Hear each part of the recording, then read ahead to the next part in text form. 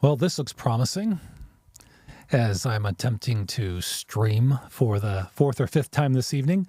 Yeah, I think we're in business now. This is great. How you doing, everybody? Mark Horner, Beyond 90 Seconds on this Monday evening. A Monday I ended up taking off from work, used some time I had available to me. And one of the reasons was I wanted to get out and explore some news nearby, which has to do with our severe windstorm aftermath. The bomb cyclone aftermath is an official term. And I'm really looking forward to sharing with you what I have today. And I'm not going to waste any more time.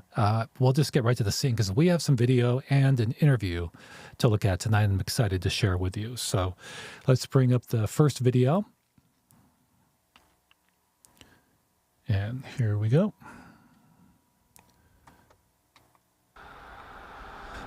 Okay, we're on OK Mill Road.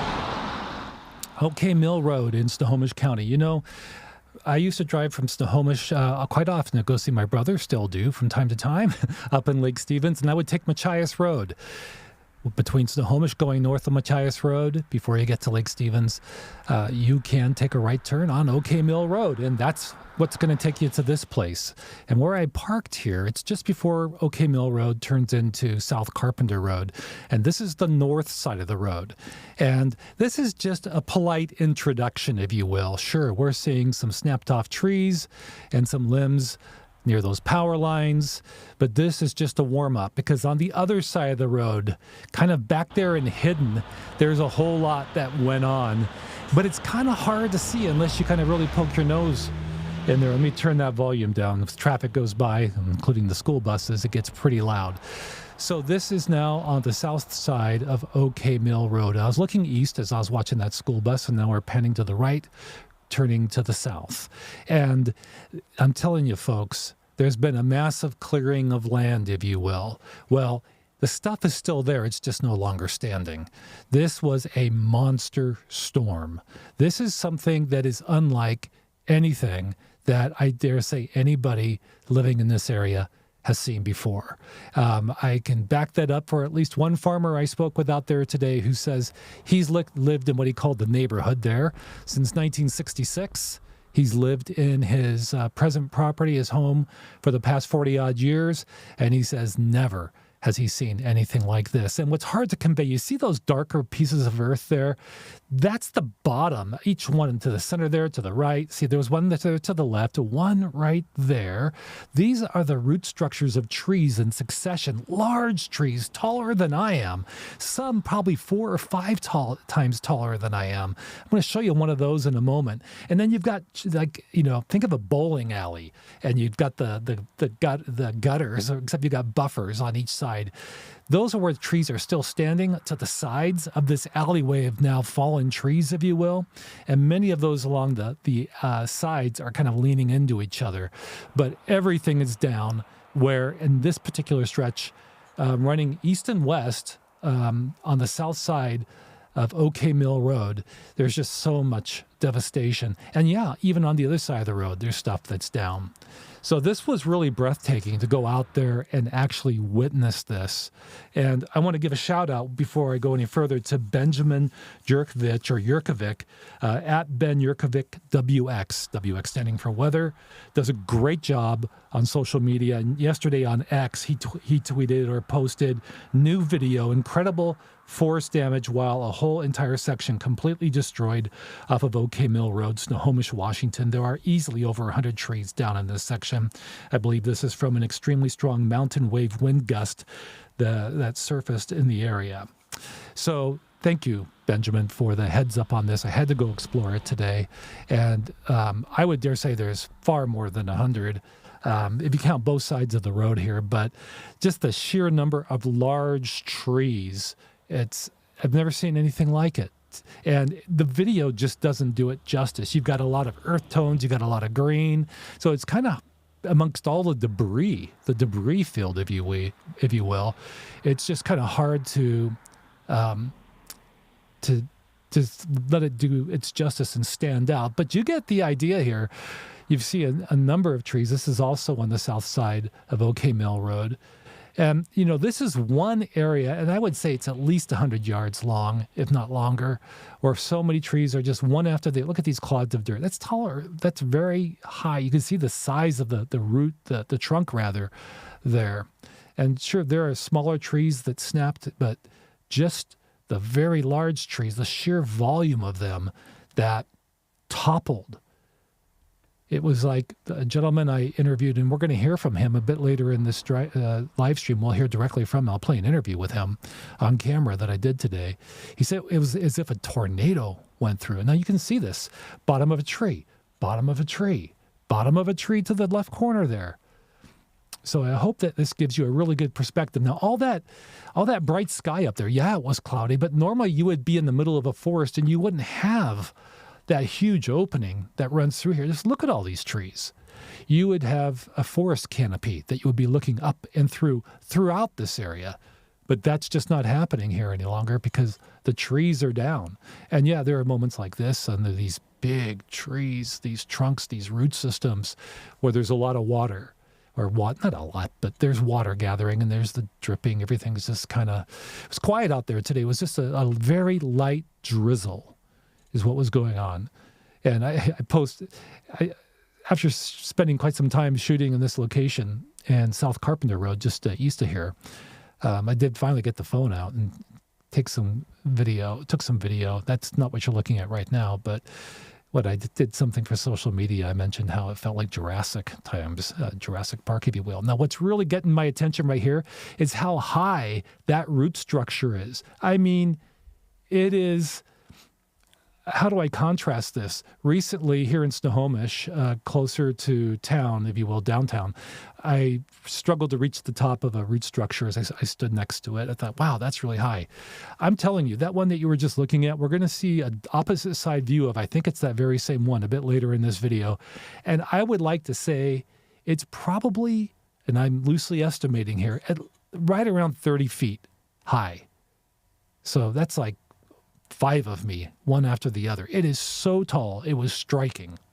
So you get a real good feel for how close it was to the road, as well as the fact that this is a forested area. But on the east side of it, there's like a farm type setting. There are several animals and barnyard type structures and chickens, and it's still standing. It's almost as if this wind must have just kind of went right over it, the structures, and deep then into this tract of forest land. And this is just one area. This isn't like necessarily the epicenter for what happened here in Washington State during the bomb cyclone. I was struck by the clay, and where you see a bit of fog, that's actually me breathing. So it kind of gives you a sense for the chill up there. It wasn't terribly cold, but you could see your breath. I've been following a woman on Instagram who I just found this week who she's been very well written in her post on Instagram about the devastation all around her home. She normally has forest on 4 sides of her home. Right now, she writes there's just one side. And I don't know if it's true or not, but somebody posted on social that she and her family are facing tremendous costs associated with removing everything that's fallen on the land there. And yeah, crews were still out today working in the road. I presume that I know there were Puget Sound Energy, but I believe the PUD out there as well, one or both. Now, here's that really large root structure. I really wish I could have gone down there. It's on the just on the south side of that farm type property that I was describing. So this might even be on their property. And in fact, I'm almost convinced it is. So their place would be to the left of this. But there's a tree growing out of the side of the cap, if you will, the cap of the root structure. If you see it here, it's like right there on top of it and bending off to the right. It's just another tree that was growing underneath a big one, right? But it went overboard, so to speak, as the whole thing crashed down to the earth. You can see that tree there. So absolutely incredible. And I'm going to queue up our next video because actually when I went out to this location, I drove past it initially and went a little bit further up the road to the point where the road I was on, OK Mill Road, changed names. It became South Carpenter Road. And it wasn't quite as dramatic as what you just saw, but there's more, it feels a bit more residential than just a forest. So let's find that. Let me get my device here to do this. And we'll click this over. Here we go. Forest Glade Community Church, aptly named. This is now South Carpenter Road. You can see there's some properties also right across the street. Now, this is small potatoes, what you're seeing right here, but very nearby. Once again, you'll see some large trees on the opposite side of the road. And actually on the west side of this property, there's an adjacent property. We'll see a tree that's fallen just near the church there. But first of all, I want to bring your attention to this at the bend in the road, if you will, where there's also a sign that says Dead End. Down on the road, 195th Avenue Southeast, Helm Road. And there are some wires. You can see the tree just in the distance there on the left side. There's some lines that are down, and then there is this cable here as well. And at this, where the signs have fallen on the left there, where it says Dead End, if you took that road, you wouldn't have gotten very far immediately after the storm because of that. Now there's been some chainsawing out there, and folks can get up that Dead End road to make Amazon deliveries, for example. Yes, that was going on today. And this is farm country. This is very rural, and I can bring the sound up a little bit because I know there you go. You want to hear some farm animals? Spoke with the farmer off camera. This is the gentleman who told me he's lived in this neighborhood, as he put it, since 1966, as I recall. That's what he said. He said the goats were they do have a structure right there to your right. It's gray. There it is, a wider shot of it. And to the right of it, you can see sticks. That's the top, the roots, or the branches rather, of a very large tree, a cottonwood that fell, struck that structure, but no animals were injured, he told me. Right across the street from the farm and to the right of the church. This video doesn't do it justice, but this angle perhaps gives you a better idea. A skinny, long tree right alongside the church on the south side. Again, this was the storm that struck western Washington and actually impacted British Columbia, Vancouver Island. It's part of British Columbia, of course, Oregon and Northern California, bringing a whole lot of rain to Northern California, an atmospheric river. You can see some the fallen cottonwood there you go, and that's what stretched leftwards and across that dead-end street. So, yeah, and we'll bring it back here. So next I'd like to introduce you to a gentleman by the name of Dane Larson. Hey, Dane, if you're watching, thanks for coming up and saying hello. It's nice of you to share your story today. Dane is I think he said 2011 graduate of Glacier Peak High School, which I think was the second graduating class from that relatively new high school. Great guy, had good conversation. He was sharing everything about his evening. He was kind of kicking himself, he said, for not having any video of what he saw. He initially described trees as kind of like bent over, bending like a 90-degree angle. And there was like a 10-second span where everything just all at once got so severe. And everything was breaking, exploding, if you will. And it was unlike anything he'd ever seen. So let's bring up that interview, and I'll play the whole thing. It's going to be about 3 minutes.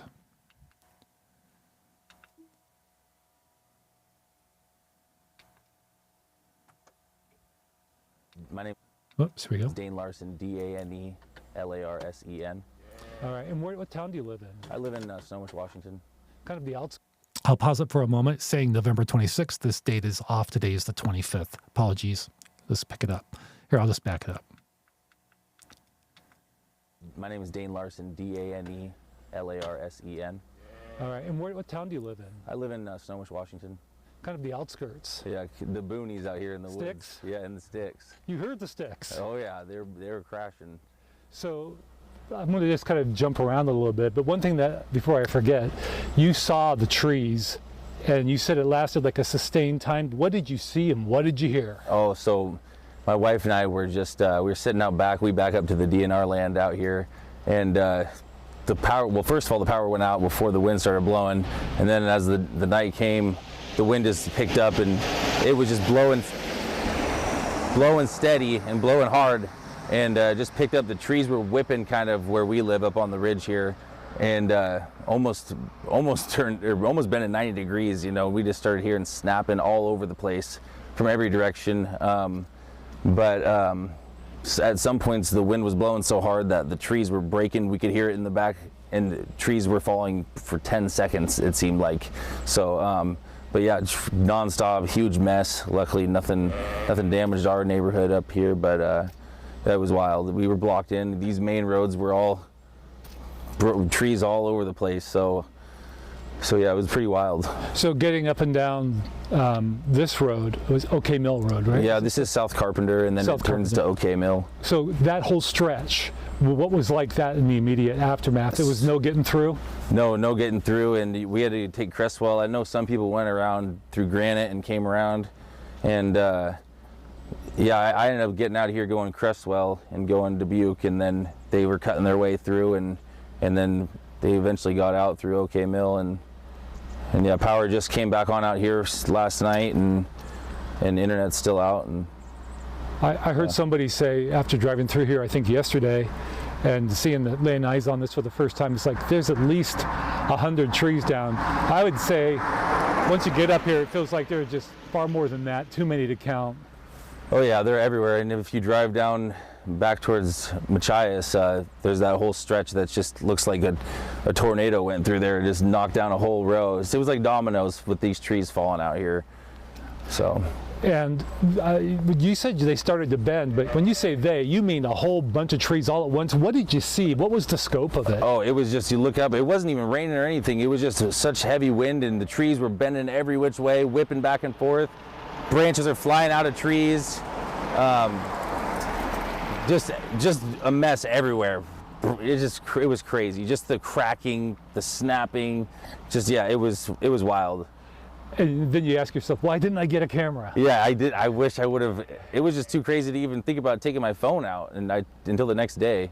So. Then you said a moment ago that you did just get Starlink? Yeah, I went and got Starlink. One of our neighbors works for PUD, and you know, he was saying that he doesn't see Wave out there, who we have for our cable internet, and which is pretty good when we have it. But if he doesn't see them out there and they're getting Starlink, I figured I might as well have some sort of communication, because I can't even make a phone call if I don't have Wi-Fi.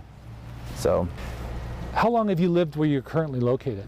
We've been out here since April of 2021. That's your wife and two small children? Yeah, my two kids. We have a boy and a girl. And then your parents grew up in Western Washington? Yeah, the Puget Sound area. Have you or your parents, I don't know how much you've spoken with them about, but is this kind of like unprecedented? Oh yeah, I've never seen a storm this windy. I mean, we've heard the bomb of Cyclone coming, but you know, I thought it was rain. I didn't think anything of it really, maybe losing power, but I wasn't expecting that heavy of wind. But I can't imagine some other places it was pretty bad too, I hear. So. And could you describe for me one more time, just back toward Machias, about how far down the road should I look for all the stuff that's down? If you head back west a couple, 2-3 miles, maybe 2 miles from here, 1.5 miles. Mm-hmm. There's a few houses that are on the left. There's a big farm, few houses, and then it gets to a pretty heavily wooded area, and off on that southern side, there's quite a few trees down. All right. Yeah. Is there anything I haven't asked you that you'd like to add? No, I don't think so. Hopefully everyone is going to recover quick from what the damage is done, and hopefully, you know, yeah, hopefully everyone comes together and cleans this up and gets back on their feet from it. One that'll be long remembered. Oh yeah, for sure. I'll remember it. So. Yeah. Cool. Thanks, Dane. Yeah, thank you. Yeah, thank you, Dane Larson. Thank you very much. Appreciate you giving us a few minutes of your time and hanging around to do that interview today. So I hope that insight was of interest to you. He had told me before the interview that, yeah, he goes, I went out and got Starlink as a result of all this, because the guy who works for the power company, he went and got it given the circumstances. So I figured I might want to follow his lead, because he's very much, as he indicated, on the outskirts. I better cut to the other camera. There we go. So what a scene. And again, the storm was the evening of the 19th to November 20th in the morning. And here we are at the 25th. So it's almost been a week. The 25th. So it's just been crazy how there's still stuff that's new to see, and what have we not yet seen. I wanted to say I do have want to respond to a couple of the comments. Amy asks, I wonder if it's related to tornadic winds. It seems to be on par with what might be associated with tornadic winds. I'm not a meteorologist. In fact, Amy, what I think would be really interesting is if there isn't already enough, once there's available data for the experts to analyze, it would be really cool to see some sort of 3D generated topography, animated landscape to show the mountains, the coastal area, and then to kind of hyper zoom in on this area.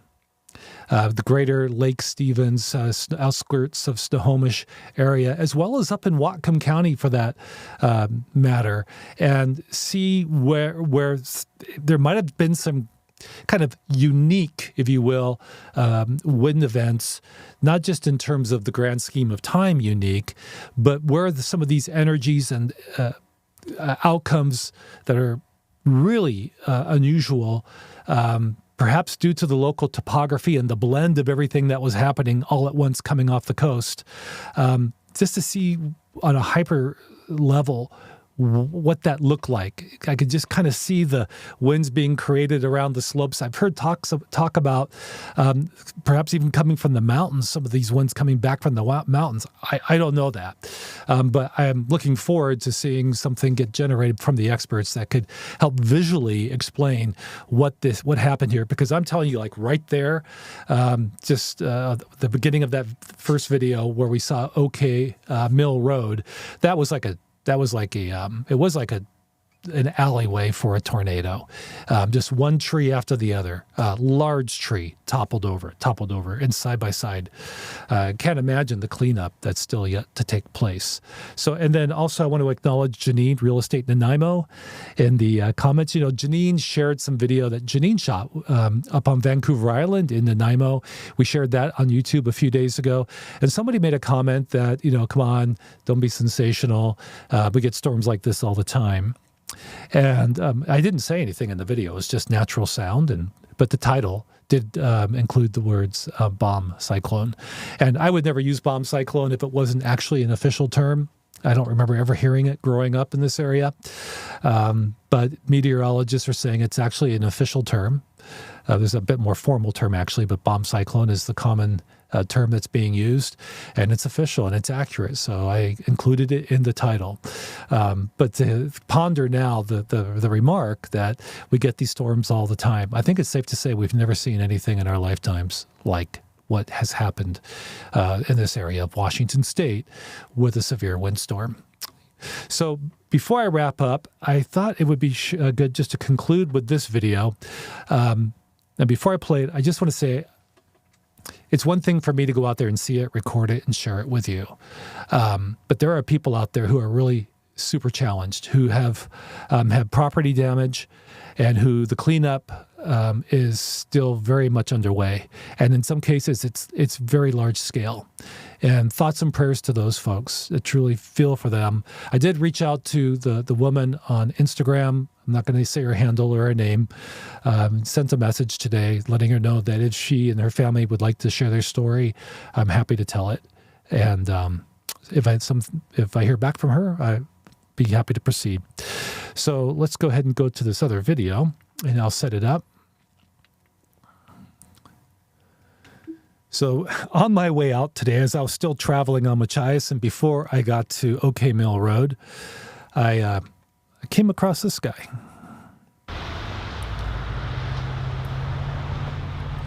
Bald eagle perched in a tree on the east side of Machias Road, directly across the street from Centennial Middle School.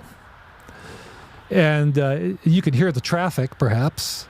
And because of the busyness at the middle school, because there were a lot of people parking there. Some sort of athletic event was going on.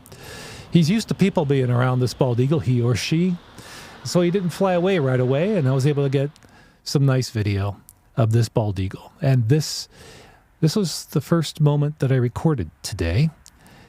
And off he goes. And soon afterwards, off I went to go explore what was down the road, around the corner and down the road on OK Mill Road. And hopefully, now that we've captured that video, it's provided new insight and information that might be of use for your consideration. So thank you very much for joining me for this live stream. Let me just check and see if there are any more comments. Let's see. Real Estate Nanaimo, it was equivalent to a Category 1 hurricane on Vancouver Island. Well, thank you for that, Janine. Janine is very much attached to emergency services on Vancouver Island. So thank you, Janine. Take your word for that. And Amy says, beautiful regarding the eagle. Super. Thank you, Amy. Appreciate you who are joining us live. I've got somebody else just jumped on, actually. It looks like Martin. I've got small print here on this small monitor. Martin says, the more rare the storm, the more catastrophic the damage. That would make sense because they haven't, this area hasn't been stressed, at least in our modern times, to anything that approaches what we experienced here on the 19th and 20th of November, and especially in severe pockets, certain specific pockets that were just pummeled, to say the least. All right. Thank you all for watching. And if you're also catching the replay, thank you for watching the replay if you made it this long. And if you like this type of video, I know we hear it all the time, but please give it a like and subscribe.